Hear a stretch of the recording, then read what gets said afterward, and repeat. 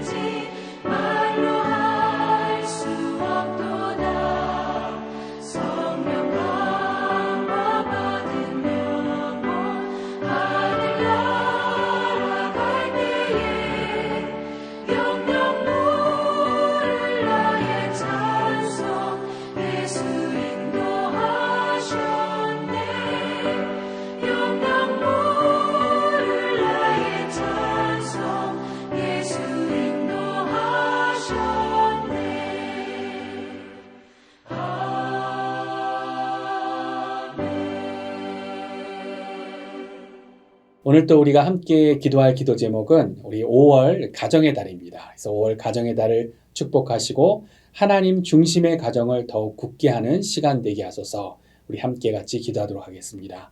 좋으신 은혜 하나님 감사합니다. 날마다 우리에게 새로운 날을 주시고 또 새로운 달을 허락하셔서 우리에게 새로운 기회를 주심에 감사드립니다. 5월 가정의 달 우리의 가정을 돌아보며 하나님 중심으로 말씀 중심으로 하나님 안에서 더 사랑하는 그런 가정이 되게 하시고 또 오늘 주신 말씀에 또 순종할 때 우리 하나님 예배하신 그런 은혜를 누리는 복된 하루 될 수 있도록 오늘 우리의 삶을 인도하여 주시옵소서.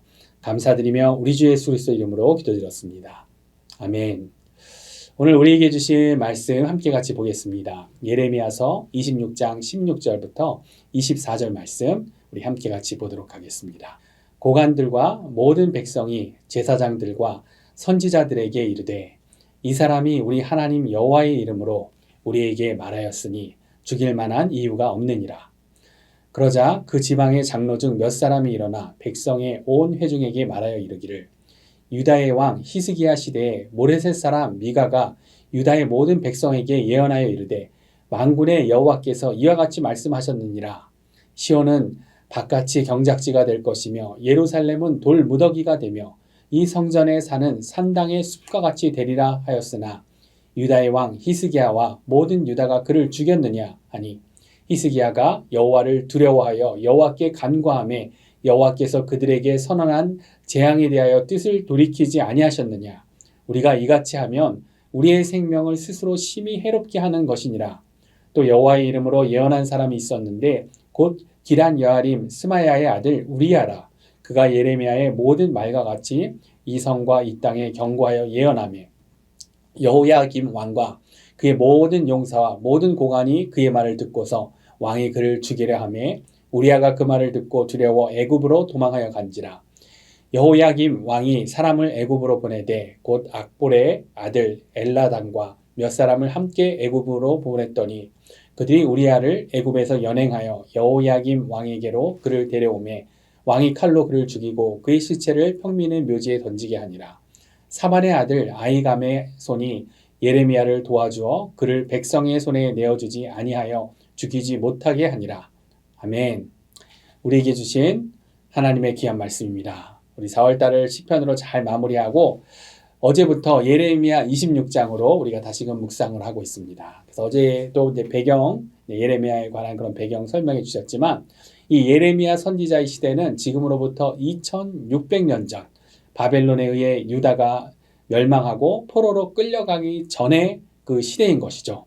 그래서 북이스라엘은 이미 120여 년 전에 아수르에게 멸망당했고 유다만 아직 남아있던 그러한 때. 그래서 어제 본문 보시면 이 예레미야 시대는 여호야김이 다스리던 때라고 그렇게 되어 있습니다. 그래서 분열 왕국 시대 성경 공부를 해보시면 북이스라엘 왕들과 유다 왕들이 하나님 앞에 선한 왕이었는지 아니면 악한 왕이었는지를 이렇게 정리를 하기도 하죠.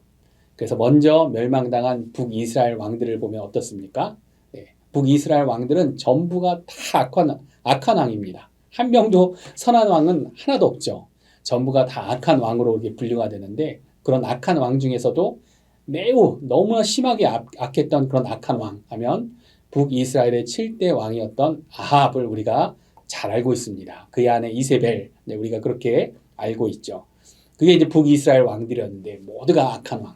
그런데 남유다의 왕들을 보면 착한 왕들도 있죠. 그래서 물론 초반에 착하다가 나중에 악에 빠지는 경우도 있고 또 말년에 회개하는 왕도 있고 한데 오늘 본문 예레미야 시대의 여호야김은 악한 왕으로 분류되는 그런 왕이죠.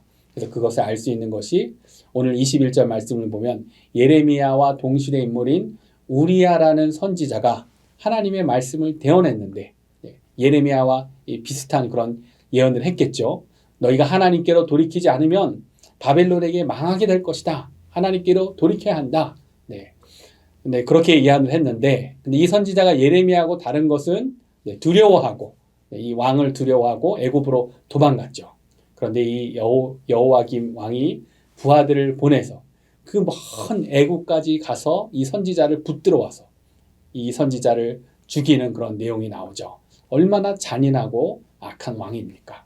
그래서 우리가 이 눈물의 선지자 예레미야로 우리가 알고 있는 이 예레미야 이 시대 선지자의 배경이 지금 이러한 것이죠. 그래서 이 예레미야가 처한 상황을 보면 하나님의 말씀을 전한다는 것이 얼마나 두려웠겠습니까? 두려움이 그냥 상상 정도가 아니라 현실이죠. 애국까지 도망한 선지자를 다시 잡아와서 죽이는 그러한 현실. 그러니까 예레미야도 나도 언제든지 저렇게 될 수 있다라는 그런 두려움을 느끼지 않았겠습니까? 그런데 이런 배경 가운데 오늘 말씀을 보면 우리 인생은 그러한 현실 가운데 환경과 두려움 가운데 계속해서 이 선택을 하게 돼 있죠. 늘 선택의 연속입니다. 어떤 선택을 하게 됩니까? 이런 상황 가운데 하나님을 바라볼 것인가? 아니면 사람들을 의식할 것인가? 하나님의 음성을 들을 것인가? 사람들의 소리를 들을 것인가? 특별히 진리를 전하고 진리 가운데 믿음으로 살아가려 할 때 우리는 사람들의 어떤 시선과 평가, 사람들의 인정, 아니면 또 때로는 사람들의 위협 앞에 그렇게 서게 될 그런 때가 있는 것이죠. 그리고 오늘 말씀을 그렇기 때문에 오늘 말씀을 통해 생명의 위협 앞에서도 사람을 두려워하지 않고 하나님만 바라보는 이 예레미야를 우리가 볼 수 있어야 하는 것입니다. 하나님을 바라보며 하나님의 음성을 들으며 사람을 두려워하지 않는, 사람의 소리를 듣지 않는 믿음의 길을 가고자 하는 이 예레미야. 이것이 바로 오늘 우리가 붙들 주제라 생각합니다. 그래서 우리가 오늘 말씀 가운데 먼저 우리가 결단할 것은 사람들의 반응에 흔들리지 않는 그러한 믿음, 예레미야와 같은 그러한 신앙의 모습인 것입니다.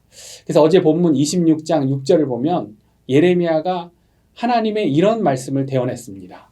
26장 6절을 제가 읽어드리면요. 내가 이 성전을 실로같이 되게 하고 이 성을 세계 모든 민족의 저주거리가 되게 하리라 하셨느니라. 네, 이런 하나님의 말씀을 예레미야 입술로 대언했는데, 예레미야 이 당시는 바벨론의 이 침공 전이니까 그 당시는 화려한 솔로몬 성전이 있었던 그러한 때이죠.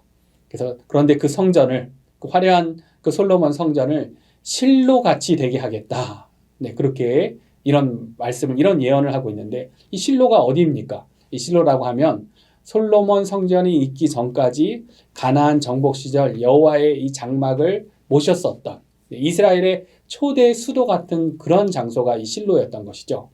그래서 나중에 이 블레셋의 법궤를 빼앗기고 나중에 또 이 법궤가 실로로 되돌아오는 것이 아니라 솔로몬 성전으로 가게 되죠. 네. 그러면서 버려진 땅과 같이 되어버린 그러한 장소. 네. 그것이 이제 실로인데, 지금 이스라엘에 이제 가보시면, 네. 그곳 이제 실로를 다시 유대인들이 비전 센터 같은 곳으로 만들어서 놓고 이제 후손들을 교육시키는 어떤 그런 장소의 역할도 하고 있지만, 예레미야 당시는 네. 그야말로 버려진 장소처럼 되어버린 어떤 그런 장소. 네. 그런데 예레미야가 예루살렘을 또 이 화려한 이 솔로몬 성전을 실로처럼 되게 하겠다 하니까 이 성전 멸망을 예언한 죄로 고발 당할 수밖에 없는 것이죠. 그래서 어제 본문 보면 제사장들과 이 거짓 선지자들은 막 분노하며 외치는 거죠. 이 사람은 반드시 죽여야 한다. 이 예레미야 선지자는 반드시 죽여야 한다. 그래서 어제 26장 8절도 다시 제가 읽어드리면 이렇게 했습니다. 예레미야가 여호와께서 명령하신 말씀을 모든 백성에게 전하기를 마침에 제사장들과 선지자들과 모든 백성이 그를 붙잡고 이르되 내가 반드시 죽어야 하리라. 네. 모든 어떻게 합니까? 모든 유다 백성들이, 유다 고관들이 이 솔로몬 성전으로 다 모여들어서, 그리고 이 예레미야는 죽음의 위협 가운데 처해진 그러한 상황. 그래서 이런 두려움이 어떤 그냥 상상이 아니라 실제로 그런 또 다른 선지자는 그런 죽임을 당했고 예레미야도 언제든지 그렇게 될 수 있는 그러한 상황. 그래서 오늘 본문에도 나오고 앞서 배경에도 설명드렸지만 같은 시대의 선지자 우리야는 예레미야처럼 하나님의 말씀을 전하다가 벌써 죽음을 당한 것입니다. 그럼에도 불구하고 근데 예레미야가 어떻게 합니까? 예레미야는 하나님의 말씀을 끝까지 담대하게 선포합니다. 그것이 어제 본문 내용이었죠. 그런데 그 다음 이어지는 스토리, 오늘 말씀을 보면 백성들의 달라진 모습을 볼 수 있습니다. 백성들이 다시 신중해졌습니다. 과거에도 하나님의 선지자들이 이런 경고를 했는데 우리가 혹시 하나님의 뜻을 거스리는 것은 아닐까? 이런 질문을 하면서 선지자 미가를 기억하기도 하고요. 이 미가 선지자가 예루살렘의 멸망을 외쳤을 때 요시야 왕은 그 경고를 무시하지 않고 하나님께로 돌이키지 않았냐. 이것을 다시금 기억하는 것이죠. 그래서 우리가 오늘 말씀을 통해 성령님께 순종할 메시지는 무엇입니까? 때로는 우리들에게도 사람들의 목소리가 커 보일 때가 있습니다. 그리고 여론이, 대다수의 사람들이 우리를 몰아세울 때가 있을 수 있죠. 그러나 사람들의 소리는 진리의 기준이 아닙니다. 우리는 사람의 평가보다 하나님의 평가를 더 두려워야 하는 것이죠. 우리 믿음의 선배 사도 바울도 갈라디아에서 이러한 고백을 합니다. 갈라디아서 1장 10절을 읽어드리면 이제 내가 사람들에게 좋게 하랴, 하나님께 좋게 하랴, 사람들에게 기쁨을 구하랴, 내가 지금까지 사람들의 기쁨을 구하였다면 그리스도의 종이 아니니라. 그래서 사도 바울도 사역을 하면서 이러한 상황에 처했다는 것이죠. 이런 고민이 많았을 것 같습니다. 사람들에게 좋게 하고 싶고, 사람들에게 칭찬받고 싶고, 인정받고 싶고, 사람들에게서 기쁨을 얻고 싶고, 그런데 이런 유혹 가운데 자신의 사명을 생각하는 것입니다. 자신의 정체성을 생각하는 것이죠. 그래서 우리도 오늘 말씀을 통해 우리가 오늘 하루 첫 번째로 결단할 것은 예레미야처럼 사도 바울처럼 우리에게 친히 본을 보여주신 또한 예수님처럼 우리의 상황 가운데 사람들의 반응이 아니라 사람들의 여론이 아니라 사람들의 인정이 아니라 하나님을 기쁘시게 하는 선택을 하는 것이 우리의 첫 번째 결단이 되는 것이죠. 그런 선택을 하는 저와 여러분들이 되기를 주님의 이름으로 축원합니다. 두 번째로 오늘 말씀을 통해 한 가지 더 붙들기 원하는 진리는 주신 재능과 우리에게 주신 은사로 하나님의 역사에 동참하는 자가 되자는 것입니다. 오늘 본문 마지막 구절을 보면 굉장히 귀한 인물이 등장합니다. 아주 짧게 나오긴 하는데 어떻게 되어 있냐면 사반의 아들 아히감이라고 이렇게 되어 있죠. 그래서 이 아히감이라는 분이 어떤 일을 했는가? 24절을 보면 이러한 일을 합니다. 사반의 아들 아히감의 손이 예레미야를 도와주어 그를 백성의 손에 내어주지 아니하여 죽이지 못하게 하니라. 짧은 구절이지만 이 아히감이 얼마나 귀한 일을 했는지 나오는 것이죠. 위기의 순간 하나님의 사람 예레미야를 보호하는 하나님의 역사를 긍정적으로 이루어지게 하는 그런 하나님의 손이 되는 그런 역할을 한 것이죠. 예레미야가 하나님의 말씀을 전하다 죽을 위기에 처했을 때 아히감은 자신의 지위와 영향력을 사용하여 예레미야를 보호한 것이죠. 모든 사람들이 어떻게 합니까? 예레미야를 비난하고 외면할 때 그런데 이 아히감은 조용히 그러나 용기 있게 그리고 그가 가진 그 영향력으로 하나님의 사람 편에 선 그런 모습을 우리는 보게 되죠. 하나님의 역사에 긍정적으로 동참하는 사람, 하나님의 선한 뜻이 이루어지게 하는 그러한 사람의 역할을 하는 것을 보게 됩니다. 그런데 이제 신약 성경 지금 예레미야 시대 구약이 배경이지만 신약 성경을 보면 신약 성경에서도 비슷한 인물들을 우리가 보게 됩니다. 어떤 인물이 있습니까? 아리마대 요셉이 그렇죠. 아리마대 요셉이 어떤 자입니까? 사내들인 공의회의 의원입니다. 근데 십자가에 못 박혀 우리 예수님께서 돌아가셨을 때 모든 사람들이 두려워하고 아무도 나서려고 하지 않고 그리고 숨기에 급급했을 때 그럴 때 이 아리마대 요셉은 예수님의 시신을 정중히 모시기 위해 자신의 지위와 용기를 내어 총독 빌라도에게 나아가는 모습을 보여주죠. 그래서 오늘 이 구약의 아히감 그리고 아리마대 요셉 둘 다 어떻습니까? 자신의 사회적 지위와 자신의 이름과 명예를 하나님 나라를 위해 기꺼이 사용하는 그러한 자인 것을 오늘 말씀을 보여줍니다. 우리 예수님께서 부자가 천국에 들어가는 것이 낙타가 바늘 끼로 들어가는 것보다 어렵다고 이런 말씀하셨죠. 근데 부자가 누가 부자입니까? 부자가 꼭 재물이 많아서만 부자가 아니라 어떤 지위를 갖고 있고 또한 재능을 갖고 있고 또 건강함을 갖고 있고 한 이런 것들이 있으면 어떤 의미에서 부자인 것이죠. 근데 이런 것들이 우리에게 있다면 이런 부유함이 있다면 우리의 재성, 우리의 연약함은 하나님의 나라를 위하는 것보다 우리 자신을 위해서 더 사용하게 되는 것 같습니다. 그리고 이 부자들, 사람들을 조정하고 사람들의 인기를 누리려고 하지 사람들의 여론을 거스리는 그런 일을 굳이 하려고 하지 않는 것이죠. 그래서 주로 가진 자는 이제 부자는 마치 이집트의 이 파라오처럼 그 마음이 강팍해져서 하나님의 역사를 부정적으로 이루게 하는 역할을 하지 어떤 선한 역할, 긍정적인 역할을 하기가 쉽지가 않습니다. 그렇기 때문에 우리 예수님께서 가진 자가 부자가 천국에 가는 것이 낙타가 바늘귀로 들어가는 것보다 어렵다. 그런 말씀을 하셨죠. 그런데 하나님 말씀을 보면 오늘 아히감처럼 이렇게 귀하게 사용되는 사람들이 있습니다. 그래서 오늘 말씀 앞에 우리의 모습을 우리가 한번 잘 살펴봐야 합니다. 우리도 이 부자라는 개념이 상대적인 것이죠. 우리도 우리에게 주어주신 그 부유함들이 있는데 우리에게 주어진 자리가 있죠.